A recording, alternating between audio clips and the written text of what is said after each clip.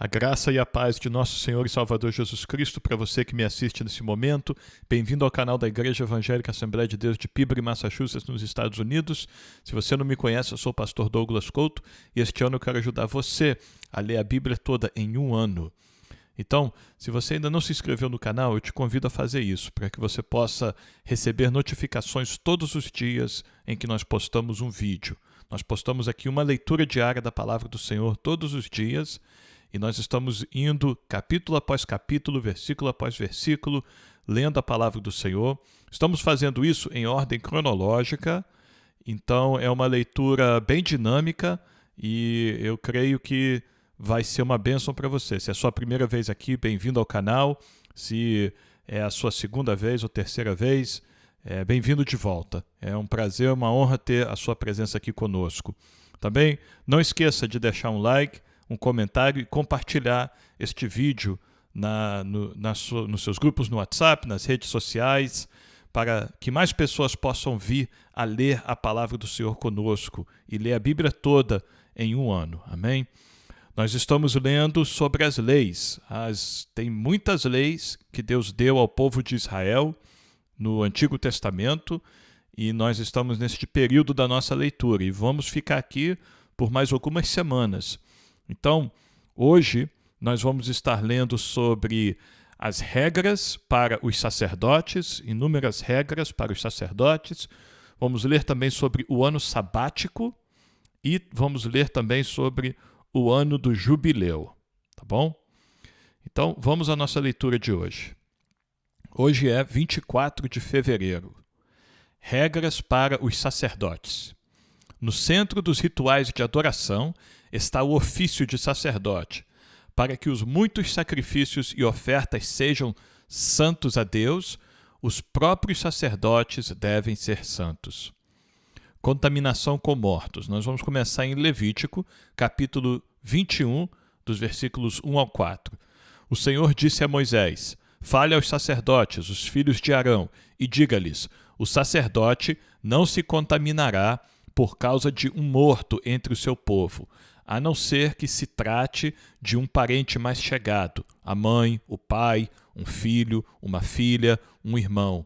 Também no caso da morte de uma irmã virgem, chegada a ele, que ainda não teve marido, pode contaminar-se. Ele, sendo o homem principal entre o seu povo, não se contaminará, pois ele se profanaria. Vamos meditar aqui um pouquinho, né? Entender o princípio aqui deste mandamento do Senhor. O sacerdote, que tinha a função de trabalhar no tabernáculo, trabalhar no templo, depois, né, para cultuar ao Senhor, para oferecer os sacrifícios ao Senhor. Estes sacerdotes, estes homens, eles eram proibidos de tocar em mortos, em pessoas, no corpo de uma pessoa que tivesse falecido, ou um animal que tivesse falecido, a não ser que fosse um parente íntimo, como nós lemos aqui. Por que Deus fez esta exigência? Porque o sacerdote, ele participava das coisas santas. E você vai lembrar até que o sacerdote, ele até sacrificava animais, né, no culto ao Senhor. Ele sacrificava animais na beira de um rio, né, como nós lemos ontem, no caso de um assassinato de uma pessoa e ninguém sabe quem foi que matou, aí o sacerdote saía do tabernáculo e ia até aquele lugar onde a pessoa morreu. Tinha certas coisas onde o sacerdote se envolvia com a morte. A morte fazia parte, sacrificar os animais. Mas quando uma pessoa falecia, o sacerdote estava proibido de tocar naquela pessoa. Por que isso? Porque o trabalho do sacerdote, embora ele envolvia a morte de animais, o trabalho do sacerdote era para trazer vida. Pense nisso. Toda vez que o sacerdote oferecia um sacrifício ao Senhor em prol do povo de Israel, em prol de um israelita, de uma família, ele estava fazendo aquilo para que Deus viesse a perdoar aquela pessoa, remover a culpa daquela pessoa e aquela pessoa pudesse estar em plena comunhão novamente com Deus, para que aquela pessoa não morresse, não fosse morto.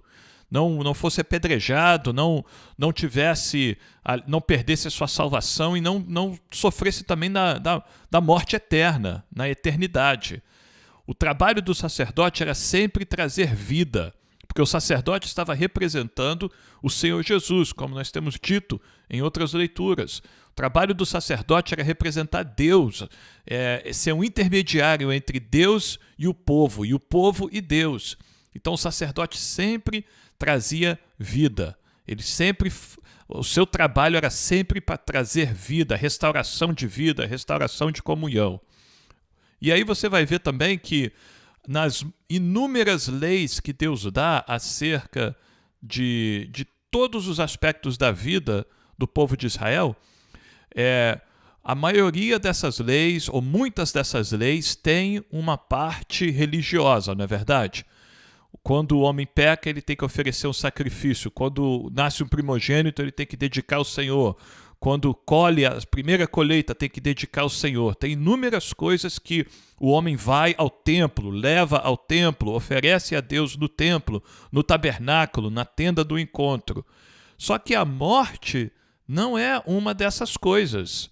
Não existe, nas leis que Deus deu ao povo de Israel, não existe um ritual que o israelita tem que fazer quando o seu parente morre, quando uma pessoa morre.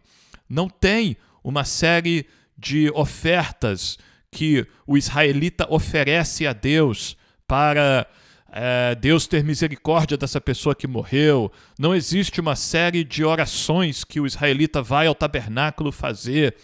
O sacerdote, ele não tem um procedimento de abençoar o corpo ou a alma desta pessoa que faleceu.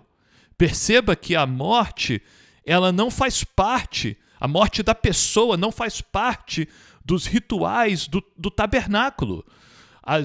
Os estatutos que Deus dá, eles são todos para trazer vida. A própria lei de Deus, Deus deu a lei para evitar a morte, sabe? Evitar a morte espiritual, assim como a morte física também.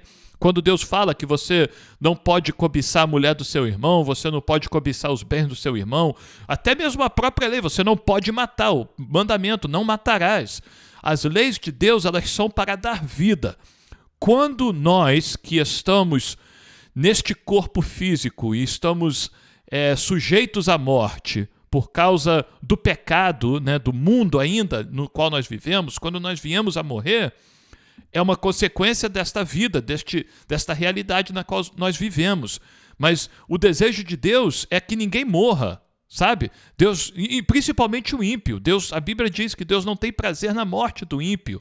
E para que nenhuma pessoa tenha que morrer eternamente, Deus enviou o Senhor Jesus, Deus enviou o seu Filho, para que todo aquele que nele crê não pereça, não morra, mas tenha a vida eterna. Você vê como que Deus não tem prazer na morte. A Bíblia até fala que Deus tem prazer na morte dos seus santos, porque Deus sabe que os seus santos vão ser ressuscitados no último dia, quando Cristo vier buscar a igreja, no arrebatamento. Então, para os santos, tudo bem, é uma coisa, para aqueles que morrem crendo no Senhor Jesus, mas o ímpio não, Deus não tem prazer na morte do ímpio.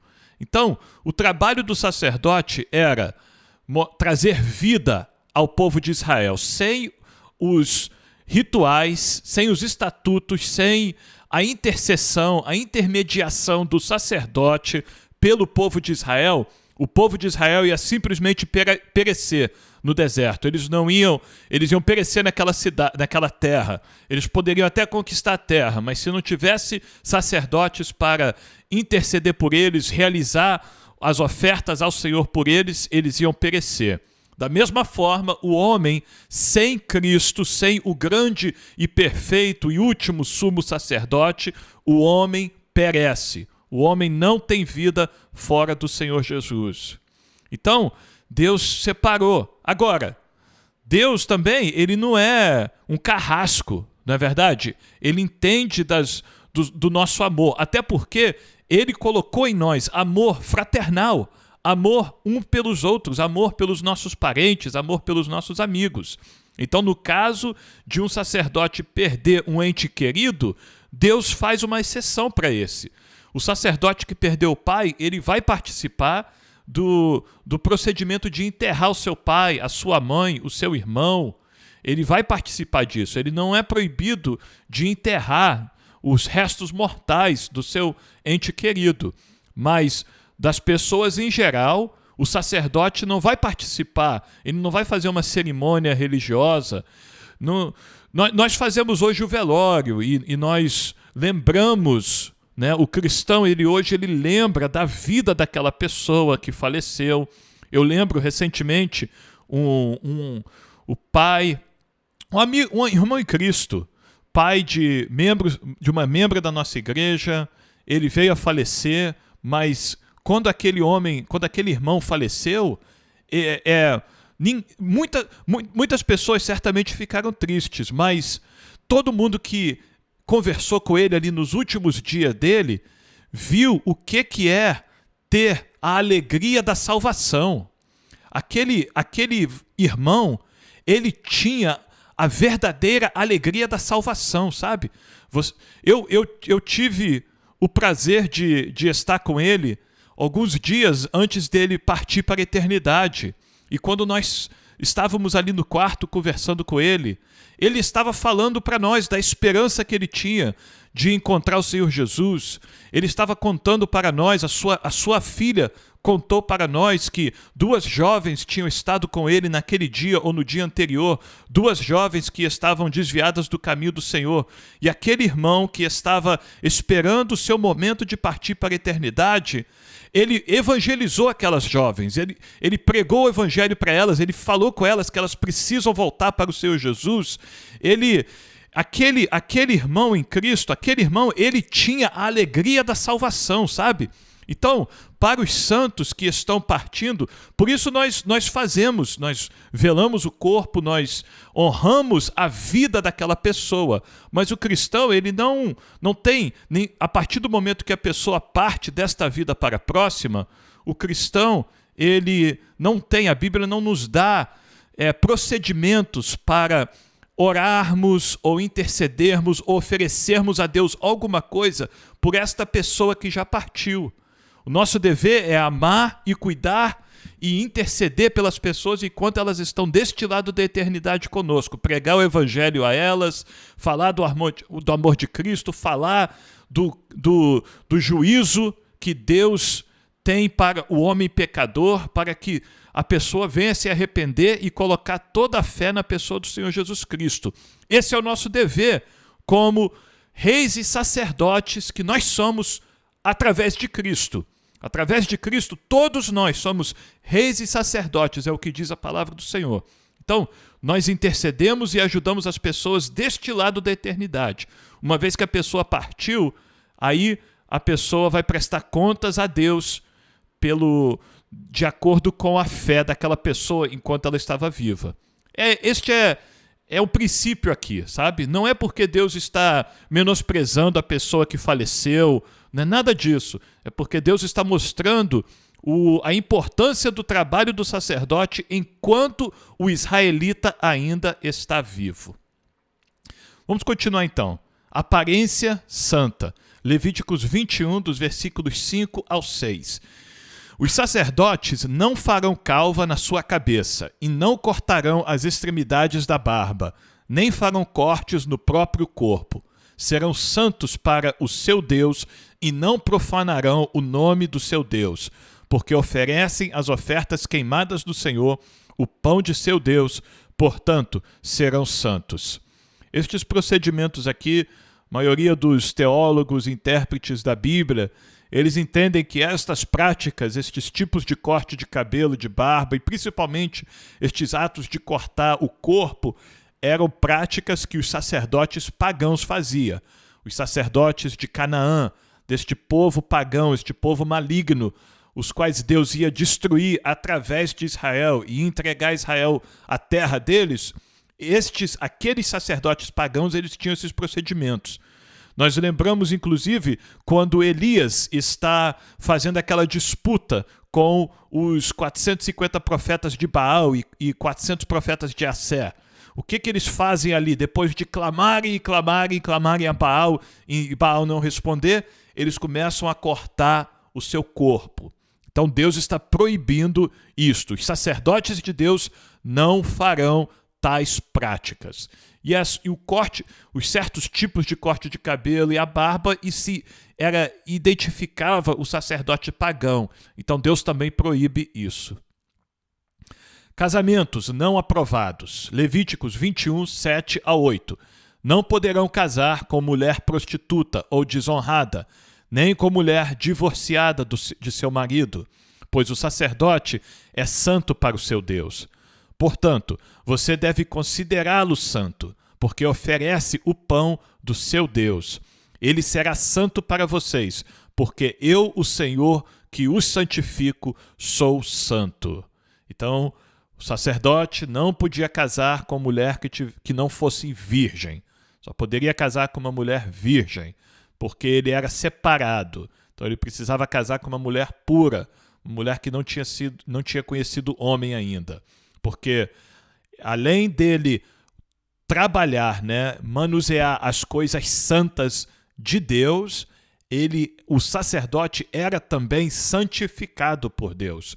Pelo que ele tocava ao oferecer, né, as ofertas ao Senhor, como também por ser separado pelo próprio Deus para aquele serviço. Filhas que se prostituem. Levíticos 21, versículo 9. Se a filha de um sacerdote se desonrar, entregando-se à prostituição, profana o pai dela, será queimada. É uma sentença severa que Deus deu ao povo de Israel, especificamente para as filhas de sacerdotes. Sacerdotes são aqueles que são descendentes de Arão. Não é todo levita que é sacerdote. Somente os descendentes de Arão que seriam sacerdotes. Se uma filha deles viesse a se prostituir, isso é, entrar para a vida da prostituição, né? Se tornar uma prostituta. Ela, a partir do momento que ela tomasse essa decisão, então ela teria que ser punida com a pena de morte. E aqui é uma das únicas vezes que a sentença de queimar a pessoa é dada por Deus. O intuito de Deus aqui não é a punição. O intuito de Deus aqui é desincentivar o pecado, sabe? Deus está dando esta lei ao povo, para o povo entender o nível de santidade que ele requer do povo e o nível de castigo que o povo vai sofrer se quebrar o princípio de Deus. Ele está avisando, ele não está fazendo, Deus não pegou e fez isso e depois falou, olha, eu queimei ela viva por causa disso. Não, Deus está avisando, não se prostituem, filha dos sacerdotes, porque vocês são filhas de homens santos, de homens que foram separados. Vocês precisam honrar este chamado na vida dos seus pais. Se vocês fizerem isso, a sentença para vocês é muito severa. Então, o propósito aqui é desincentivar o pecado.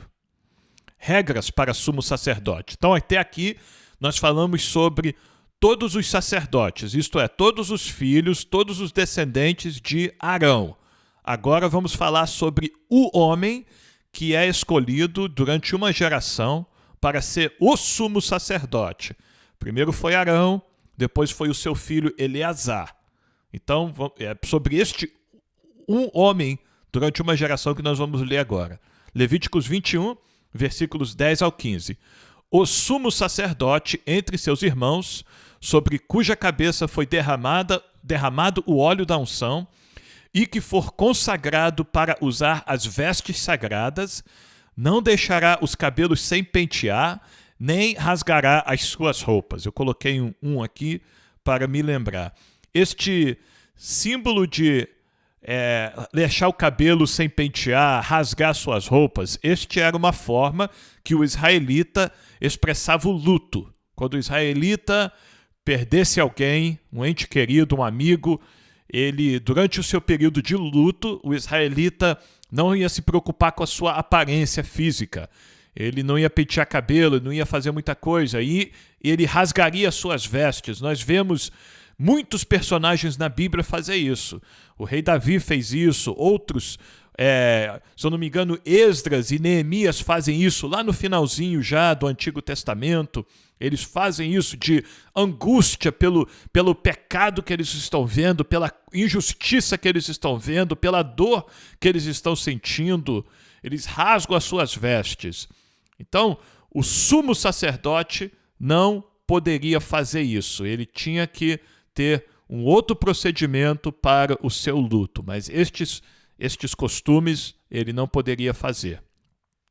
Além disso, vamos continuar aqui, o sumo sacerdote não se aproximará de cadáver algum, nem se contaminará por causa do seu pai ou da sua mãe. Os sacerdotes, eles podiam enterrar o seu pai, sua mãe, seu irmão, seu filho, sua filha, mas o sumo sacerdote não poderia. O sumo sacerdote tinha mais proibições ainda do que o sacerdote. Não sairá do santuário, nem profanará o santuário do seu Deus, pois a consagração do óleo da unção do seu Deus está sobre ele. Eu sou o Senhor. Lembrando novamente que quando Deus assina, quando Deus fala, eu sou o Senhor, é como se fosse uma assinatura, sabe? Não esqueça, Israel, este mandamento é meu, não é de Moisés, não é de homem, é de mim, Jeová, o Senhor. Eu sou o Senhor. Ele tomará por mulher uma virgem. Não casará com viúva, divorciada, desonrada ou prostituta, mas tomará por mulher uma virgem do seu povo, e não profanará a sua descendência entre o seu povo, porque eu sou o Senhor que o santifico. Este profanar é se o sumo sacerdote não casasse com uma virgem, casasse com uma dessas outras mulheres, viúva, divorciada ou prostituta, ele estaria criando uma geração de sacerdotes após ele que não seriam puros como ele. Por isso que ele tinha que casar com uma virgem. E, novamente, Deus fala, eu exijo isso do sumo sacerdote porque eu sou o Senhor que o santifico. Eu, Jeová, santifico o sumo sacerdote. Portanto, ele tem que permanecer santo diante de mim. Vamos continuar. Com defeito não poderá servir. Levítico 21, 16 ao 24. O Senhor disse a Moisés, fale a Arão, dizendo, nenhum dos seus descendentes nas suas gerações em que houver algum defeito se aproximará para oferecer o pão do seu Deus. Pois nenhum homem em quem houver defeito se aproximará, seja um cego, coxo, de rosto mutilado ou desproporcionado, homem que tiver o pé quebrado ou mão quebrada, que for corcunda, anão, que tiver defeito nos olhos, sarna, feridas na pele ou que tiver testículo esmagado. Nenhum homem da descendência de Arão, o sacerdote, em quem houver algum defeito, se aproximará para oferecer as ofertas queimadas do Senhor. Ele tem defeito, não se aproximará para oferecer o pão do seu Deus. Aí parece que Deus está discriminando, né? Está proibindo, por quê? O camarada não tem culpa, talvez, né, do seu defeito, ele nasceu daquele jeito. Por que Deus faz essa exigência? Deus está sendo injusto? Não. Deus está chamando a atenção novamente para a perfeição que é exigida do sumo sacerdote. Primeiramente, claro, perfeição interior, do sumo e dos outros sacerdotes também. A primeira perfeição que Deus exige é a interior, é a sinceridade de coração, é a honestidade, é o temor do Senhor, né? Esta é a primeira perfeição que Deus exige. A perfeição exterior, ela é um símbolo, né? Ela é simplesmente uma demonstração da perfeição interior. Se o sacerdote fosse um camarada mau, um camarada mentiroso, né, infiel, corrupto, ladrão, não importaria se ele fosse perfeito por fora. Deus não ia aceitar os sacrifícios dele também, assim como não aceitou os sacrifícios dos 2 filhos de Arão, quando eles ofereceram aquele fogo sem Deus permitir. Então, Deus tem aqui o princípio da perfeição, novamente, apontando para a perfeição do Senhor Jesus. Ele seria perfeito em tudo, interior, no exterior, no que ele falava, na sua forma de interagir com as pessoas, em tudo, Cristo foi perfeito. Mas isso não quer dizer que o sacerdote que tivesse, ou o levita, né, ou descendente de Arão, que tivesse esses defeitos, ele não poderia participar, ele seria excluído, rejeitado por Deus. Não, ele não era rejeitado, porque em seguida nós vemos o que Deus diz aqui. Poderá comer o pão do seu Deus, ele vai poder comer, junto com os seus irmãos que são perfeitos ali, que estão trabalhando, este descendente de Arão vai poder comer também do pão, tanto do Santíssimo como do Santo. Porém, não poderá entrar até o véu, nem se aproximar do altar. Por quê? Porque estes são os lugares de fazer a oferta ao Senhor, ok? Então, este descendente de Arão, ele não pode trabalhar no tabernáculo, então ele não vai se aproximar dos lugares aonde o sacerdote só se aproximaria para oferecer um sacrifício ao Senhor, oferecer um incenso, algo assim.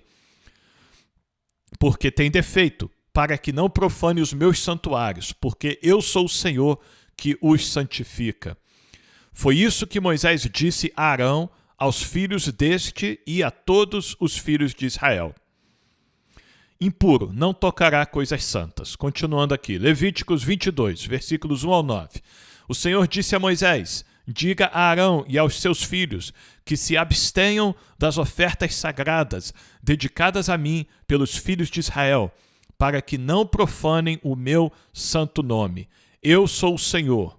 Diga-lhes, ao longo de suas gerações, qualquer descendente de vocês que se aproximar das ofertas sagradas que os filhos de Israel dedicarem ao Senhor, tendo sobre si a sua impureza, será eliminado da minha presença. Eu sou o Senhor. Ninguém da descendência de Arão que for leproso ou tiver fluxo comerá das ofertas sagradas, até que esteja puro. Também não poderá comer das ofertas sagradas o que tocar alguma coisa impura por causa de um morto, ou aquele que tiver emissão de sêmen, nem aquele que tocar algum animal que rasteja pelo chão, com o que se faz impuro, ou alguma pessoa com a qual se faz impuro, seja qual for a impureza dessa pessoa. Quem tocar em tais coisas ficará impuro até a tarde, e não comerá das ofertas sagradas sem primeiro banhar o seu corpo em água. Depois do pôr do sol estará puro e poderá comer das ofertas sagradas, porque este é o seu alimento. Do animal que morre por si mesmo ou é dilacerado por outro animal não comerá, para não se contaminar com isso. Eu sou o Senhor.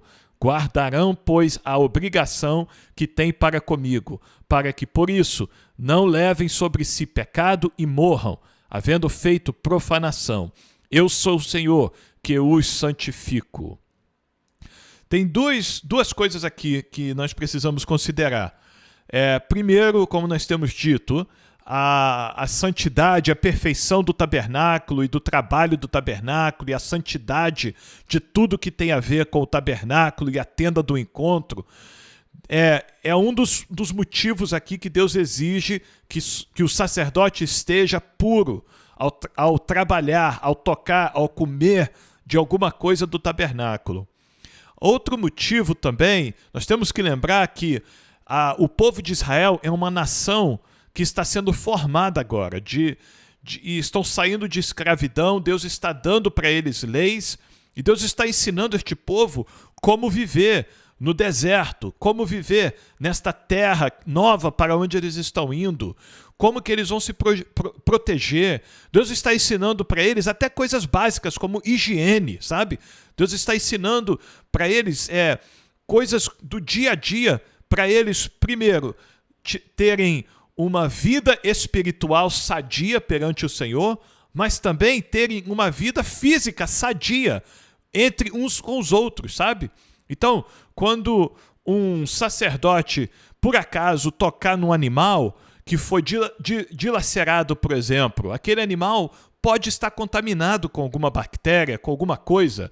Então o sacerdote tem que se banhar, ele tem que lavar, ele tem que mudar de roupas, ele tem que fazer um procedimento para se purificar, para não levar aquela impureza para dentro do tabernáculo e possivelmente contaminar seus irmãos ali dentro do tabernáculo, os outros levitas que trabalham ali, sabe? Então, é sabedoria da parte de Deus para este povo, para esta jovem nação, que é uma jovem nação, ela está se formando agora. Deus está ensinando, exatamente como um pai ensina para o filho, né? O pai chega para o filho e fala, olha, lava a mão antes de comer. Ó, você estava brincando lá fora, você tocou, caiu no chão, estava brincando com a bola, né? Pegou, mexeu com a areia e tal. Tem que lavar as mãos antes de comer, né? Vamos tomar banho e tal. É esse tipo de cuidado que Deus tem com este povo que Ele escolheu. Ele está cuidando deste povo como um pai cuida de um filho. Por isso nós louvamos a Deus, não é verdade? Que Ele, além de ser o nosso Criador, Ele é o nosso Pai Celestial, que cuida de nós, que nos ama, e Ele se importa, sim, com as nossas vidas nos mínimos detalhes. Por isso que nenhuma oração é pequena demais para Deus. Todas as orações, todas as nossas petições, diz a palavra do Senhor, nós devemos levar ao Senhor, crendo que Ele pode responder. Amém? Vamos continuar então. Estrangeiro não comerá. Levíticos 22, versículos 10 ao 16. Nenhum estranho poderá comer das ofertas sagradas, nem o hóspede do sacerdote, nem o seu trabalhador diarista poderão comer das ofertas sagradas. Mas, se o sacerdote comprar algum escravo com o seu dinheiro, este poderá comer delas. Os que nascerem na casa do sacerdote, estes poderão comer do seu pão. Se a filha do sacerdote se casar com um estranho, ela não poderá comer da oferta das coisas sagradas. Mas se a filha do sacerdote for viúva ou divorciada, não tiver filhos e tiver voltado à casa de seu pai, como na sua mocidade, poderá comer do pão de seu pai, mas nenhum estranho poderá comer desse alimento. Se alguém, por engano, comer a oferta sagrada, deverá acrescentar a ela a sua quinta parte e a dará ao sacerdote com a oferta sagrada. Os sacerdotes não devem profanar as coisas sagradas que os filhos de Israel oferecem ao Senhor, pois assim os fariam levar sobre si a culpa da iniquidade, comendo as ofertas sagradas, porque eu sou o Senhor que os santifico. Então essas foram as regras que Deus deu para o sacerdote e para o sumo sacerdote, para as pessoas que viessem a morar com o sacerdote. Agora vamos ler sobre o ano sabático. Além do sábado semanal para descanso e adoração, também deve haver um descanso para a terra a cada 7º ano. Descanso de sábado para a terra. Levíticos 25, dos versículos 1 ao 7. O Senhor disse a Moisés, no monte Sinai, fale aos filhos de Israel e diga-lhes, quando entrarem na terra que eu lhes dou, a própria terra guardará um sábado dedicado ao Senhor. Durante 6 anos vocês semearão os seus campos, e durante 6 anos vocês podarão as suas vinhas e colherão os frutos delas. Porém, no 7º ano haverá um sábado de descanso solene para a terra, um sábado dedicado ao Senhor. Não semeiem os seus campos, nem façam a poda de suas vinhas. Não façam a colheita do que nascer por si mesmo nos seus campos, nem colham as uvas de suas vinhas, que não foram podadas. Será um ano de descanso solene para a terra. mas vocês poderão comer os frutos da terra em descanso. Vocês, os seus escravos, as suas escravas, os seus trabalhadores diaristas e os estrangeiros que moram com vocês. Também o seu gado e os animais que estão na sua terra comerão tudo o que a terra produzir.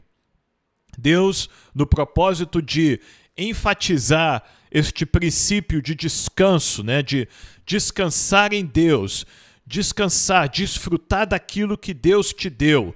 Toda semana o israelita descansava no sábado para poder meditar e apreciar aquilo que Deus deu ao israelita durante os 6 dias anteriores. Agora, da mesma forma, Deus diz que o israelita vai descansar no 7º ano, vai deixar a terra descansar no 7º ano. Porque durante os 6 anos anteriores, Deus vem abençoando aquele israelita, dando produtividade, dando fartura, dando produtividade na sua terra, né? Agora, no 7º ano, o israelita vai deixar a terra descansar para poder desfrutar daquilo que Deus deu. E aí também tem um princípio de agricultura, né? Deus, em sua onisciência, em sua total sabedoria, está ajudando o povo de Israel a ser bons agricultores. E este princípio de deixar a terra descansar é um princípio que nós carregamos até hoje, né? Eu não sou fazendeiro. Meu pai nasceu numa fazenda, então meu pai poderia falar muito bem sobre isso. Mas eu sei, do pouquinho que eu sei sobre plantação, eu sei que uma das coisas que tem que fazer com a terra de tempo em tempo é descansar, deixar a terra descansar, né? Plantar em um lugar, aí depois de algum tempo você deixa, não planta mais ali naquele pedaço de terra e vai plantar em outro, e você vai fazendo uma rotação, né? Deus está ensinando este princípio. É um princípio espiritual, é um princípio de fé, porque agora o israelita vai ficar um ano inteiro sem plantar, sem colher. Ele vai confiar nas provisões que Deus deu a ele nesses últimos 6 anos, para ele sobreviver um ano somente descansando a terra, somente confiando em Deus. Então, são princípios maravilhosos que Deus está ensinando ao povo de Israel e que nós podemos tomar como princípios para nós também, né? Nós não precisamos, nós temos que ter um momento onde nós nos paramos e apreciamos aquilo que Deus tem feito por nós. Se a gente ficar só correndo atrás, só buscando, só trabalhando e nunca descansamos, nunca tiramos um momento para olhar a família que Deus nos deu, né? A casa que Deus nos deu, a igreja onde Deus nos colocou, né? A saúde que Deus nos deu, tudo isso que Deus nos deu, se nós não pararmos para apreciar, nós nunca vamos agradecer a Deus completamente por isso. Então, tem um princípio aí para nós também, de descansarmos, pararmos e confiarmos que aquele que foi fiel durante 6 anos, né, 16 anos, 26 anos, 36 anos, continuará sendo fiel por mais 1 ano, 2 anos, 3 anos, 4 anos, 5 anos, 6 anos e por toda a eternidade. Amém? Vamos continuar aqui. Provisão para pobres e animais. Êxodo 23, versículos 10 e 11. Durante 6 anos você semeará a sua terra e recolherá os seus frutos. Porém, no 7º ano, deixe a terra descansar e não a cultive, para que os pobres do seu povo achem o que comer e os animais do campo comam do que sobrar. Faça o mesmo com a sua vinha e com o seu olival. E aqui nós vemos outro princípio, outro motivo pelo qual Deus manda o povo deixar a terra descansar, para que aqueles que não têm plantações, os animais que não plantam, né, eles também possam comer, possam se alimentar. É um princípio aqui de solidariedade. Deus está ensinando o israelita a ser solidário com o seu próximo, até nas suas plantações. Ele vai deixar ali para os pobres virem e poder se alimentar. Vamos continuar. O ano do jubileu. A cada 50 anos haverá um jubileu especial de 1 ano, começando no dia da expiação, com o soar solene das trombetas. Deve ser um ano sagrado, como os anos sabáticos, em que a terra ficará em pousio. Pousio é o descanso da terra, é uma palavra específica sobre agricultura, quando você deixa uma terra parada, descansando, sem plantação. Uma das características mais notáveis do jubileu é o conceito de redenção, em que as heranças são restauradas, os escravos são libertados e as propriedades anteriormente vendidas podem ser recompradas ou automaticamente devolvidas. É tanto uma provisão nobremente humanitária quanto uma antecipação de uma redenção espiritual ainda maior na era do Messias. O 50º ano para a liberdade. Levíticos 25, dos versículos 8 ao 10. Conte 7 semanas de anos, isto é, 7 vezes 7 anos, de maneira que os dias das 7 semanas de anos somem 49 anos. Então, o 7º mês, aos 10 dias do mês, você fará soar a trombeta. No dia da expiação, vocês farão soar a trombeta por toda a terra de vocês. Santifiquem o 50º ano e proclamem liberdade na terra a todos os seus moradores. Esse será um ano de jubileu para vocês e cada um de vocês voltará à sua propriedade. Cada um de vocês voltará à sua família. Este era o ano de celebração para o povo de Israel. Era o ano do jubileu, o ano de tocar a trombeta, o shofar. O shofar é aquela trombeta, aquele instrumento que imita um chifre de carneiro. Na verdade, o shofar original era feito de chifre de carneiro, né? Esse shofar que você pode comprar na internet hoje, eu acredito que não seja, sabe? É feito de plástico ou de madeira, sei lá. Mas o shofar, o sacerdote tocava o shofar, então iniciava-se o ano do jubileu, o 50º ano, ano número 50, aonde os escravos eram soltos, os servos eram soltos e as propriedades eram devolvidas, e era para ser um ano de júbilo, de celebração ao Senhor, sabe? De alegria ao Senhor, lembrando da libertação que Deus deu ao povo de Israel, e agora eles retribuem isso uns aos outros. Eles libertam uns aos outros das suas obrigações, das suas dívidas, da sua servitude, disso tudo. É o ano do jubileu. Além de ser um ano de celebração, será ano santo. Levíticos 25, versículos 11 e 12. O 50º ano será jubileu para vocês. Não semeiem o campo, não colham o que nascer por si mesmo, nem colham as uvas das vinhas não podadas, porque é jubileu, será santo para vocês. O produto do campo vocês podem comer. Então, o ano do jubileu é mais um ano de descanso para a terra. Isso quer dizer que, quando chegasse o ano do jubileu, o israelita ficaria 2 anos sem cultivar a terra. Olha aí a necessidade de crer em Deus, não é verdade? Olha aí a necessidade de crer nas provisões que Deus te deu até o ano 49, porque quando chegasse o ano 49, 7 vezes 7, é um dos sábados, é um dos anos sabáticos, o ano 49. O ano 49 era um ano sabático, não podia plantar. O israelita já começava a viver das provisões do ano anterior. Aí, imediatamente, depois vinha o ano 50º, o ano 50, também um ano sabático. E agora o israelita estava entrando no seu 2º ano, sem poder plantar, sem poder cultivar a terra. É o 2º ano que o israelita está dependendo das provisões que Deus deu nos últimos 6 anos anterior. E então, era um ato de fé. O israelita, ele confiava que Deus ia prover para ele e para a sua família durante aqueles 2 anos sabáticos. E Deus foi fiel. Todas as gerações de Israel, Deus foi fiel para com o povo, E Deus continua sendo fiel para com seus santos hoje.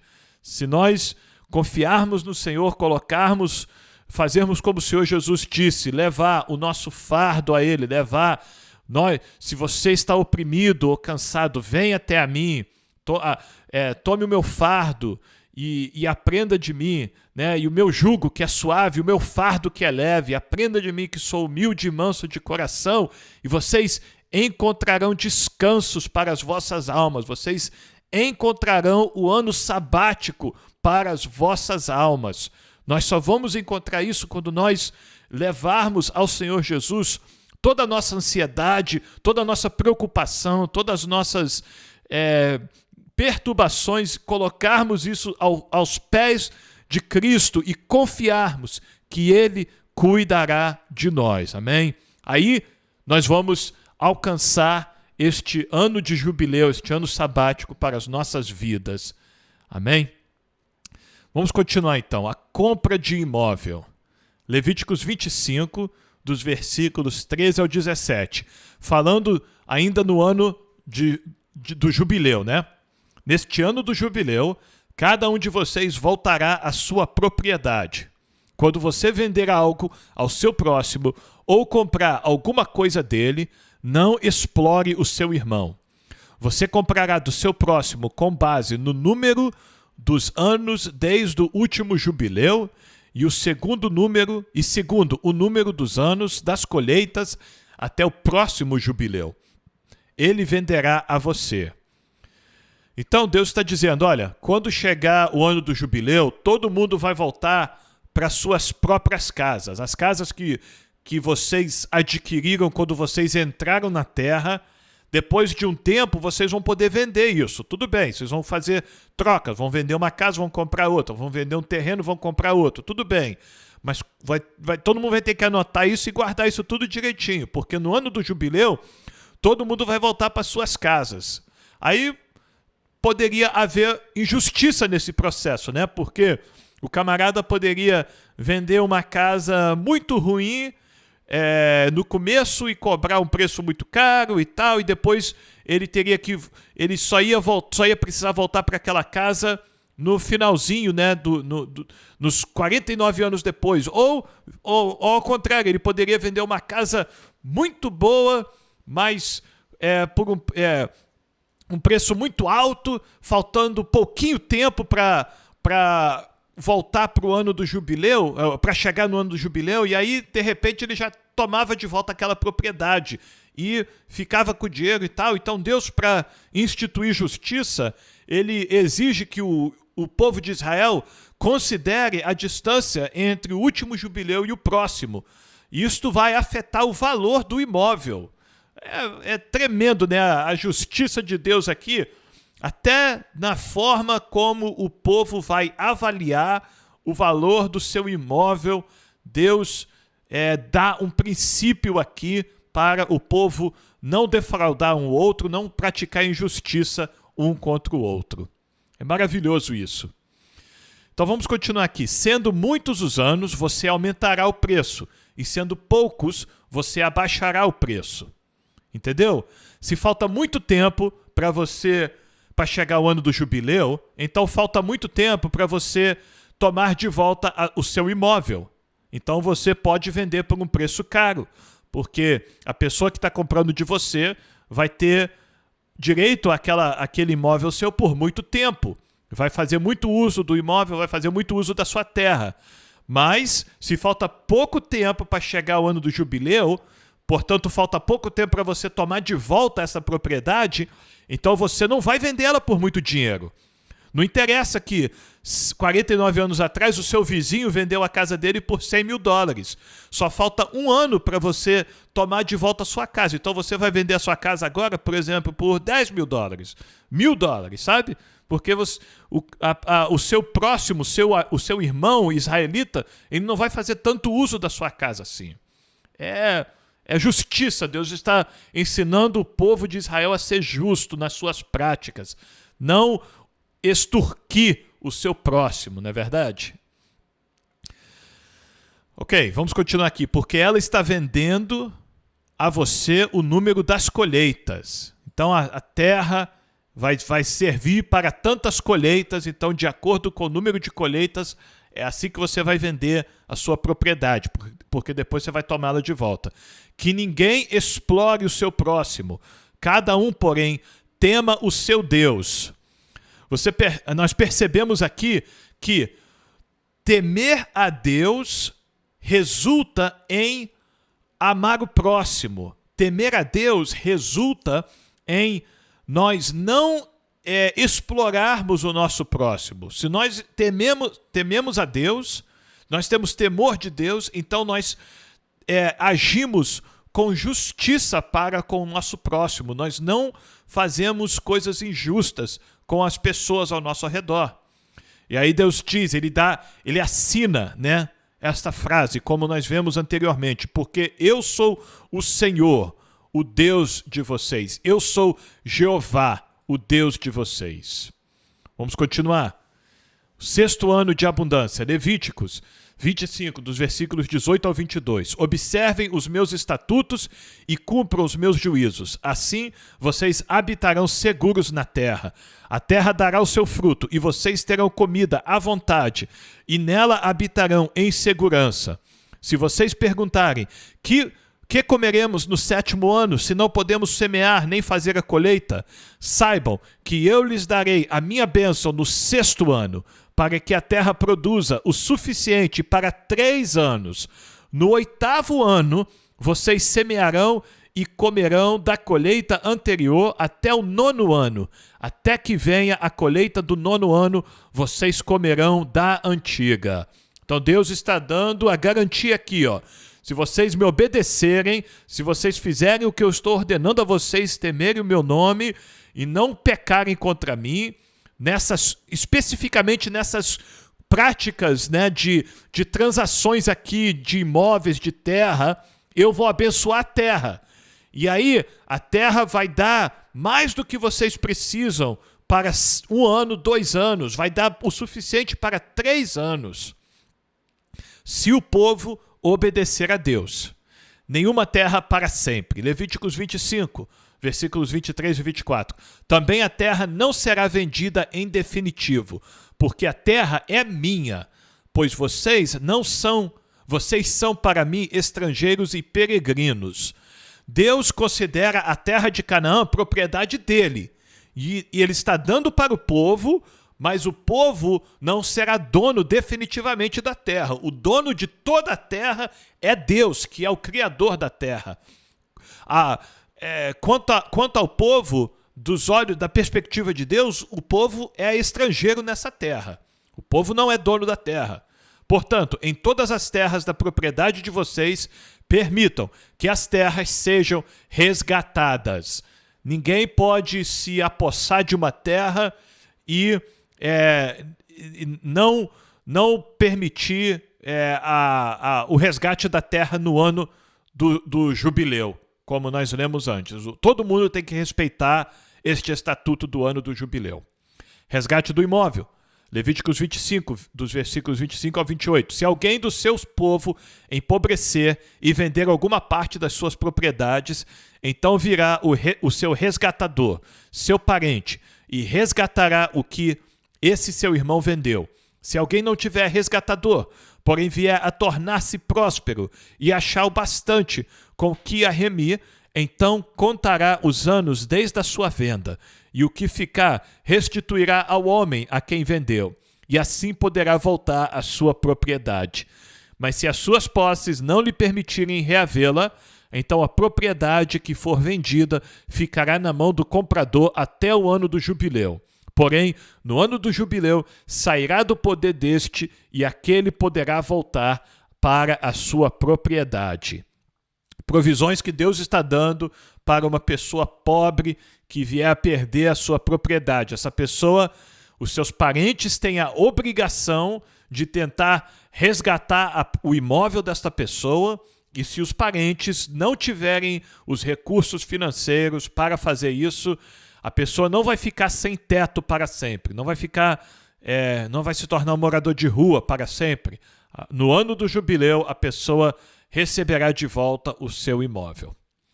Em relação a casas, Levíticos 25, dos versículos 29 ao 31. Se alguém vender uma casa de moradia em cidade murada, a questão aqui é esse detalhe das cidades muradas, poderá resgatá-la antes que se complete um ano a contar de sua venda.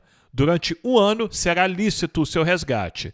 Se depois de passado um ano não for resgatada, então a casa que estiver na cidade que tem muralhas pertencerá em definitivo ao que a comprou, de geração em geração. Não sairá do poder dele no jubileu. As cidades muradas eram cidades fortificadas, eram cidades mais especiais, sabe? Então, a pessoa que estivesse vendendo uma casa numa cidade dessa tinha que saber muito bem o que estava fazendo, porque era como se ela estivesse trocando algo muito valioso que Deus tinha dado a ela. Então, se ela não precisasse mais dessa casa, depois de um ano ela ia perder. Ela perderia esta casa. Nós vamos ver uma exceção em seguida para um grupo de israelita que não perderia as suas casas nessas circunstâncias. Mas qualquer pessoa normal do povo de Israel que vendesse uma casa dentro de uma cidade murada, uma cidade que tivesse muros e portões e tudo mais, esta casa, depois de um ano, a pessoa não poderia mais resgatar a casa, nem mesmo no ano do jubileu. Mas as casas das aldeias, o que eram as aldeias? As aldeias eram os vilarejos, né, do lado de fora dessas cidades muradas. Vilarejos que não tinham essas proteções de uma cidade com muros, com torres, né, com portões. Mas as casas das aldeias, que não têm muralhas ao redor, serão estimadas como os campos da terra. Para elas haverá resgate e sairão do poder do comprador no jubileu. Agora, falando sobre essas casas, nessas cidades muradas, as regras para os levitas. Mas, Levíticos 25, 32 ao 34. Mas, com respeito às cidades dos levitas, as casas das cidades da sua propriedade, os levitas terão direito perpétuo de resgate. O levita vai poder resgatar sua casa em qualquer cidade para sempre, não importa qual tipo de cidade era a sua casa. Se o levita não resgatar a casa que vendeu, então a casa comprada na cidade da sua propriedade sairá do poder do comprador no jubileu. Então, se chegar até o ano do jubileu e o levita não tiver resgatado, pagado para pegar aquela casa de volta, no ano do jubileu o levita vai receber essa casa de volta. Porque as casas das cidades dos levitas são a sua propriedade no meio dos filhos de Israel. Mas o campo em volta das suas cidades não será vendido, porque pertence a eles para sempre. Ok, por que Deus fez essa provisão, essa exceção para os levitas? Vamos lembrar algumas coisas, né? A maioria dos levitas, muitos teólogos estudiosos da Bíblia concordam que a maioria dos levitas moravam em cidades muradas, ok? Essa é a primeira questão. As casas nas cidades muradas, como nós vimos, né, acabamos de ler, elas só poderiam ser resgatadas dentro do primeiro ano da venda. Inclusive, nem no ano do jubileu, essas casas poderiam ser resgatadas. É o que nós lemos agora, né? Acabamos de ler antes esse texto sobre os levitas. Portanto, aqui o Senhor faz uma provisão para o levita que não puder redimir a sua casa numa dessas cidades muradas dentro daquele primeiro ano da venda. Por que Deus faz essa provisão para o levita?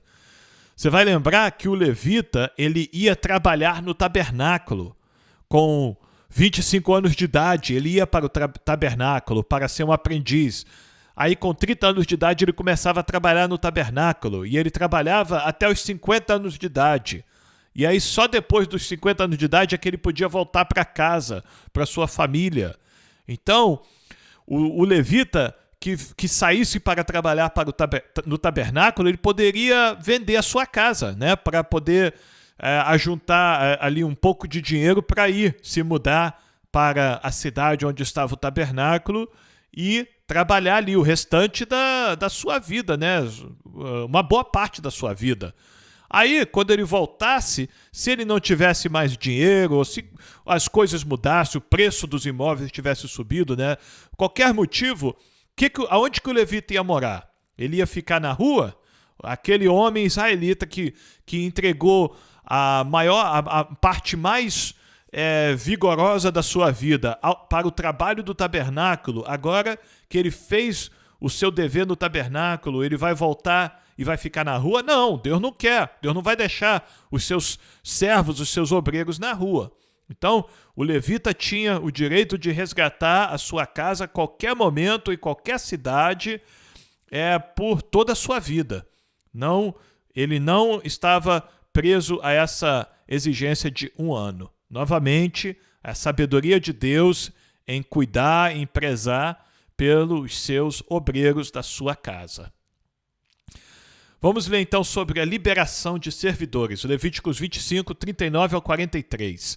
Também, se alguém do seu povo se tornar pobre, estando ele com você e vender-se a você, não o faça servir como escravo. Trate-o como um trabalhador diarista ou estrangeiro que mora com você. O israelita. Se o israelita se vender para outro israelita, ele vai ser um empregado, ele não pode ser considerado escravo. Até o ano do jubileu, ele trabalhará para você. Então ficará livre de você, ele e os filhos dele, e voltará à sua família e à propriedade de seus pais. Porque eles são meus servos, é o que Deus está dizendo, que tirei da terra do Egito. Não serão vendidos como escravos. Não domine sobre eles com tirania, mas tema o seu Deus. Novamente, o princípio ou o temor do Senhor leva o israelita a ser justo para com o seu irmão israelita.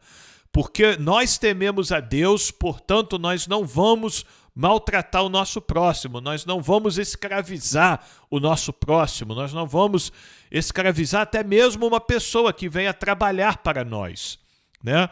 Nós vamos tratar essa pessoa com dignidade, com amor. Nós vamos lembrar sempre, reconhecer que esta pessoa, assim como nós, foi feita imagem e semelhança de Deus. Esta pessoa, principalmente um irmão em Cristo, essa pessoa foi resgatada pelo sangue do Senhor Jesus Cristo, o mesmo sangue que resgatou a mim, resgatou o meu irmão em Cristo. Por isso, se eu tenho temor a Deus, eu vou tratar o meu irmão em Cristo com toda a dignidade que um filho de Deus merece, porque eu tenho temor a Deus.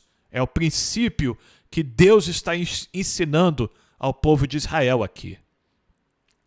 Redenção de servos, Levíticos 25, 47 ao 55. Se um estrangeiro ou peregrino que mora no meio do povo enriquecer, e se alguém do seu povo tornar-se pobre e vender-se como escravo a esse estrangeiro ou peregrino que mora no meio do povo, ou a alguém da família desse estrangeiro, depois de haver se vendido, haverá ainda possibilidade de resgate para ele. Agora nós estamos falando de um israelita que se vende para um estrangeiro, para uma pessoa que não é israelita.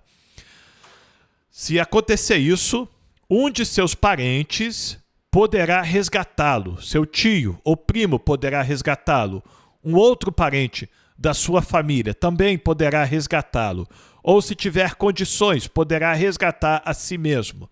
Com aquele que o comprou, acertará contas desde o ano em que se vendeu a ele até o ano do jubileu.